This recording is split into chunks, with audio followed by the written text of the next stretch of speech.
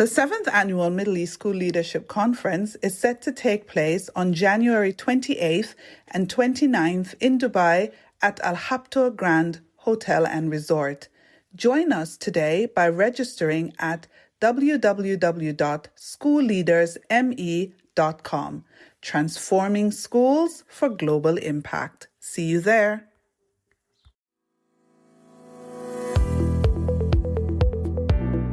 You are listening to the Teach Middle East podcast, connecting, developing, and empowering educators.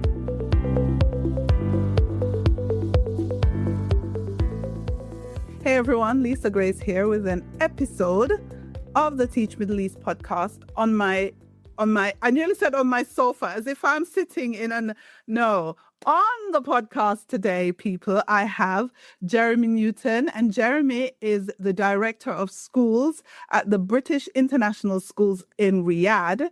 And he was just telling me that he's got to spread his wings across 7 campuses and making sure that everything goes smoothly. But he also said he's got some fantastic heads of schools that are doing what needs to be done. So his job is to make sure that it all hums along nicely. Welcome to the podcast, Jeremy. Thanks, Lisa. You did a really good job of describing that. Good on you. And thank you for having me on today. And hello to all of your listeners. It's a real pleasure to be here. You're welcome. I dare not say where I knew you from, but he was at a neighboring school, guys, when I met him, and now he's at BISR. Wanted to chat to you a little bit about your journey, Jeremy. Like, what brought you to the Kingdom of Saudi Arabia? When did you get there? And how has it been so far? Yeah, good. Thanks, Lee. We'll start from the beginning. So I'm Jeremy and I'm from Bethnal Green in East London. I'm a proud East Londoner. That was where I was born and raised.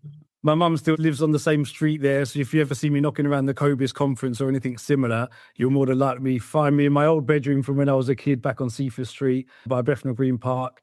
So that's where it all started, and I still go back there frequently. And I became an English teacher in my early to mid-20s, working at Kingsford Community School, which is in Beckton, under Joan Daylon's now OBE, who's been there, predated me joining and is still there.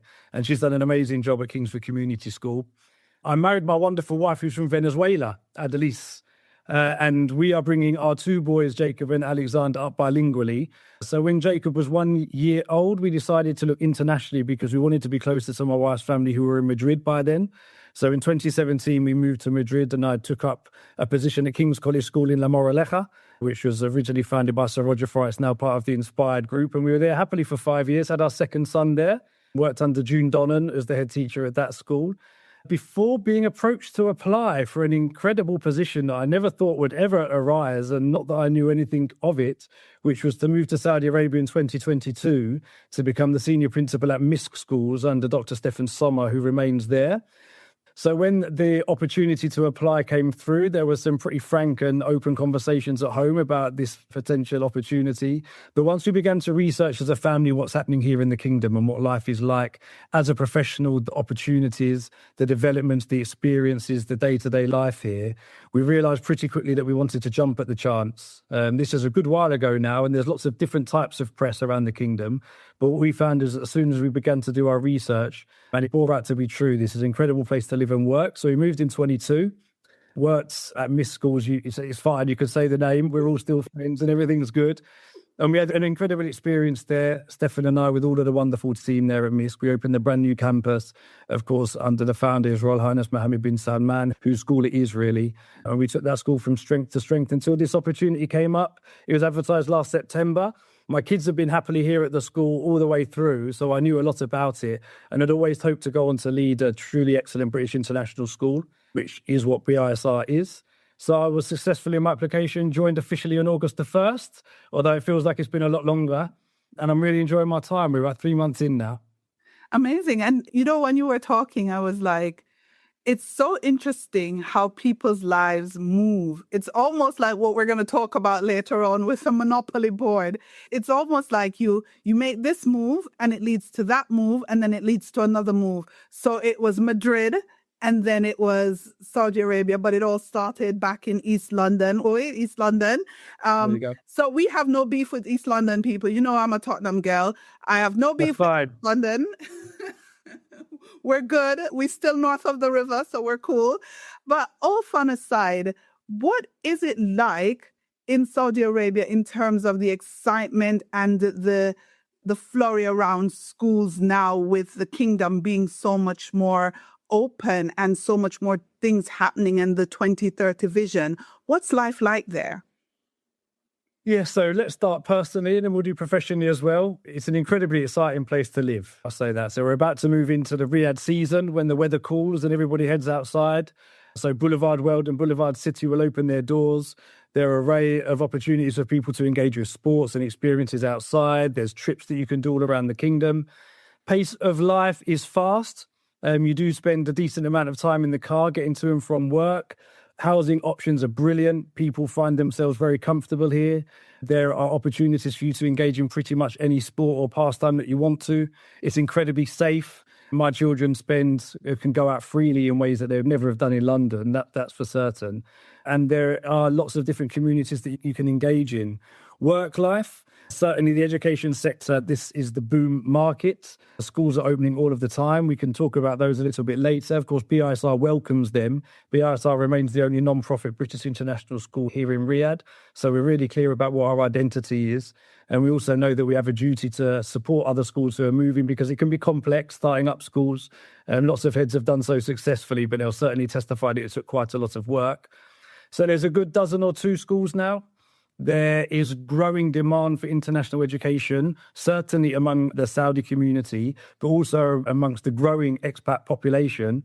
I was lucky enough to be at the Ministry of Education last week talking about plans for the World Cup and how the country was gearing up.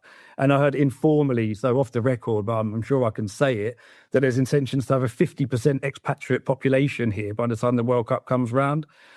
But Saudi Arabia is not like the United Arab Emirates, and it's not like Qatar, where the population is dominated by expatriates. So this is a large country full of very proud Saudis who call this country their home, and we are guests in this country. We come to live and to work and to serve and to do our best to support the development of what's going on. And it's an incredible place to be. Tell me then, in terms of the Vision 2030, how is that shaping up, and how is BISR positioning itself in there as a non-profit British international school? Yeah. So if you haven't read Vision 2030, go and do so. It's readily available as a PDF. It takes on this mythical aura, doesn't it? Of there's this vision, but it's literally a document. People can go and read it, and you can read about all of the work that's happening in many sectors. The key quote that applies, I think, to the work that we're doing here is the following. In here, His Royal Highness King Salman says that Saudi Arabia wants to attract the finest Saudi and foreign minds and provide them with all that they need. And that's really been the thing that's been in my mind over the last few months as I've taken on the directorship here at BISR. I think that's what we're here to do.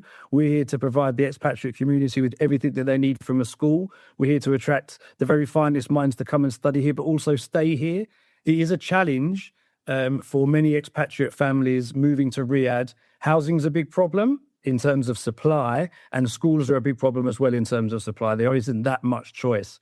And lots of expatriate families may decide that they don't think the quality of education in Riyadh is good enough for them to want to stay for a long time. What we want to do is to provide the very best of British education. So families can stay in Riyadh, they can raise their children here, they can pursue their career here, and they know that they have a school that will provide them with all that they need. That's, of course, the top education, but everything else. That's extracurricular activities, trips, safety, well-being, and all that we do here at BISR. Yeah. And I think what happens when people find that school and it meets their needs, they tend to feel a lot more settled. You know, as a parent, you're thinking you want to make sure your child is getting the very, very best. And so how are you guys balancing that British curriculum, all the standards, but also making sure it's integrated well with the Saudi vision and supporting Saudi students as well? Because it's not just about expatriates. That's right. It's a brilliant question. And this has been the most fun I've ever had in trying to figure out exactly what it is that we should balance. So over the course of the last 2 months, we've said we've got 7 campuses here across the kingdom. I visited each of the campuses to meet all of the students, all of the staff and all of the parents. And we're collaborating together on something that we're calling Reach 2030. It's our new vision and strategic plan for the school, because there are big questions to answer, like the ones that you pose. What is it that we want as a school? How much should we be providing for the local needs as well as the international needs? Now, we were founded in 1979, so we're about to turn 46. And when we were founded in 1979 by the British and Dutch embassies, of course, the expatriate community here were very different. People would stay for a couple of years on a short-term contract and then might leave. So at the time, we opened our doors to anybody who wanted to come. We're a non-selective school. Of course, now the expatriate community has changed significantly. We have people who want to stay and work here for a long time, and they want something that's very different. Here across our campuses, we offer the full British curriculum from Foundation Stage 1 up to Year 13. We offer a full suite of GCSEs, IB, A-level and BTEC, so all pathways can be followed across our campuses. We must adapt to local cultures and customs as well as sensitivities. So, for example, in our history lessons, we might teach local history as opposed to a standard Key Stage 2 history lesson, for example. And we make sure that all of our students learn Arabic, and we also offer that as a GCSE and an A-level as well for those students who are interested in doing so.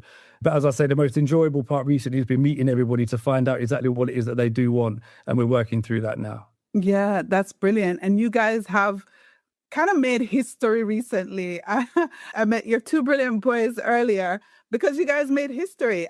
Everybody who has played board games knows about Monopoly. And somehow you guys have managed to get your own square on the Riyadh Monopoly board. Tell me about that. We have. There's so much to say here. The first thing to say is a massive thank you to Adam and Fiona Jackson, who are two parents here at our Diplomatic Quarter campus, who have been so happy and impressed by the work of the team here under Anna Power, the principal at this school, that they wanted to reach out and offer the opportunity really as a kind gesture. They led on the Monopoly project here. You know, Saudi Arabia was founded in 1932 and Monopoly debuted in 1935, so they're almost a similar age.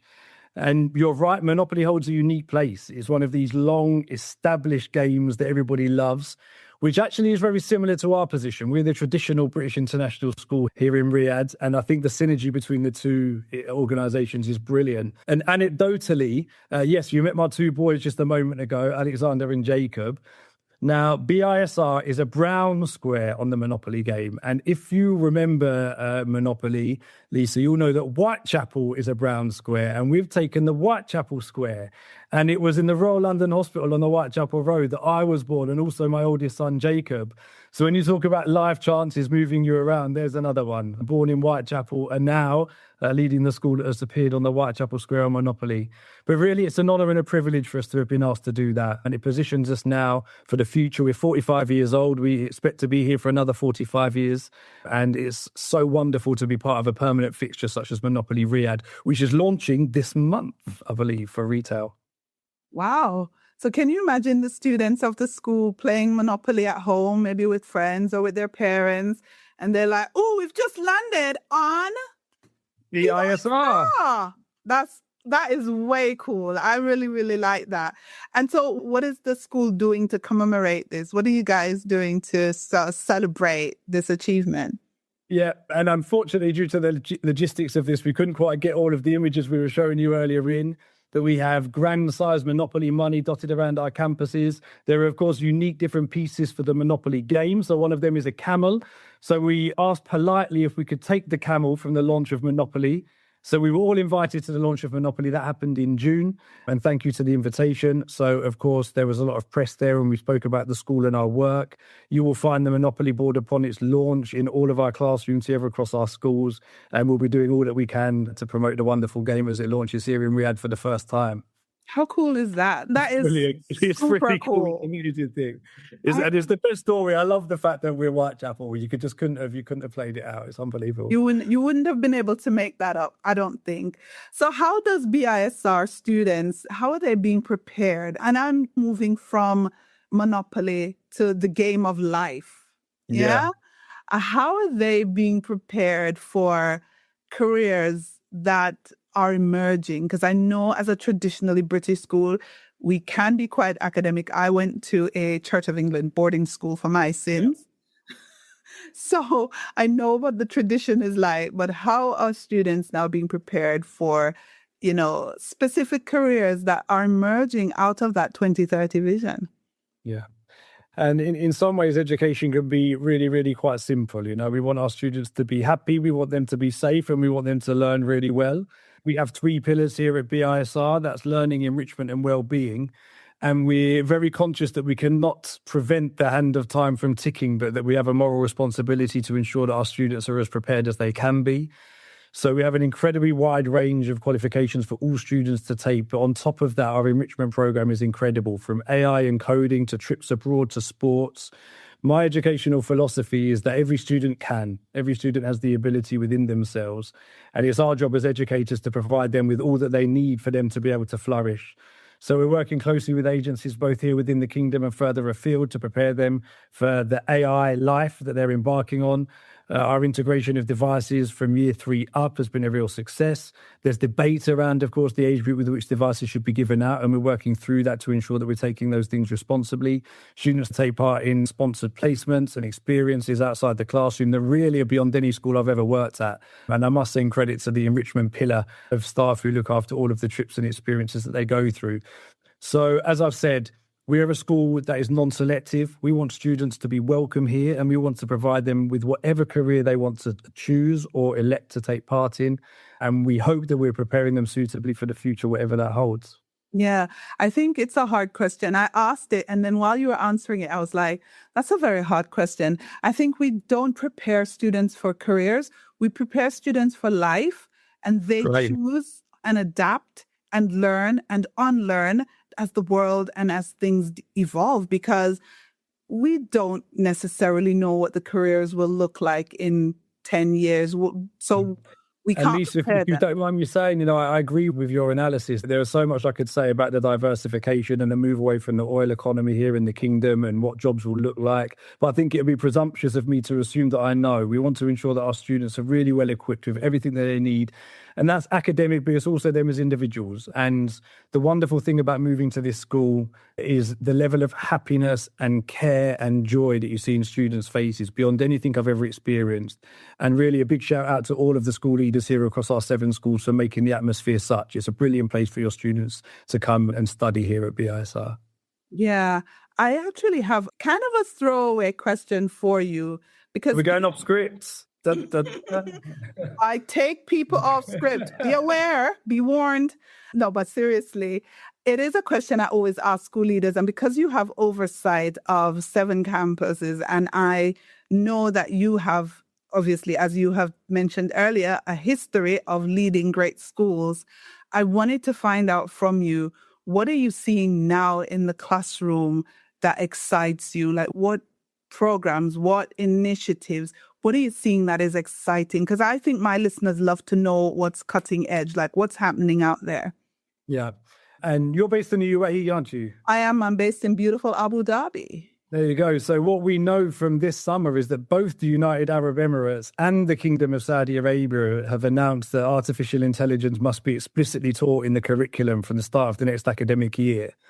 Now, the United Kingdom government have not mandated that, so it won't be part of the British curriculum. But here in a school, therefore, that straddles both, we have a responsibility to determine exactly how we're going to begin to explicitly teach AI, not just the use of it, but the ethics, the coding, the practicalities. And that's what really excites me at the moment, because we're in a unique position to be able to make that decision. We're not mandated by KSA to follow a particular curriculum, and the United Kingdom hasn't done so.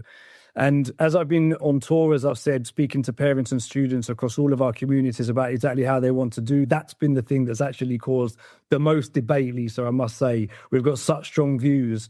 And I think I have a big responsibility, both with the implementation of AI, but also the use of devices within schools, to determine what's best for our school community and how we're going to do it. I'm a huge fan of Century Tech. I've used those in my previous schools, and I really believe in using AI in a way that's going to help students achieve academic outcomes that exceed what we expect from them, but also our responsibility for ensuring that our students are using devices in an appropriate way. And I think that's one of our biggest challenges this year.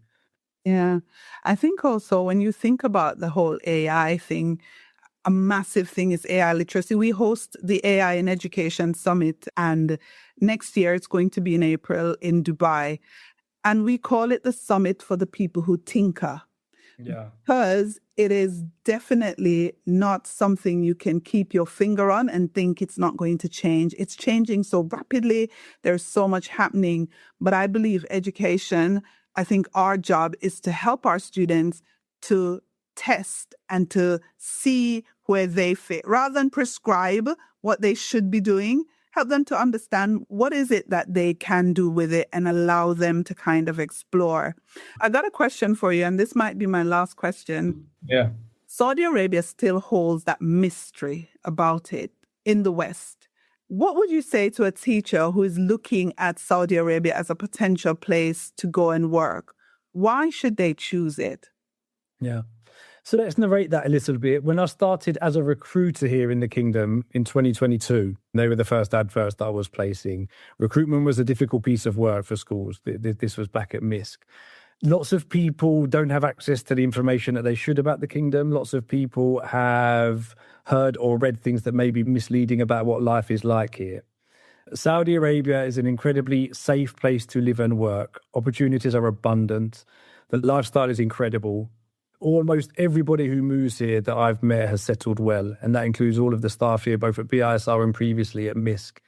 If you're considering moving to Saudi Arabia and you've seen a job that you're interested in, I would suggest you go to Heathrow, you jump on a Saudi or a BA flight. They're on regular throughout the day. You come over to Riyadh and you pay a visit.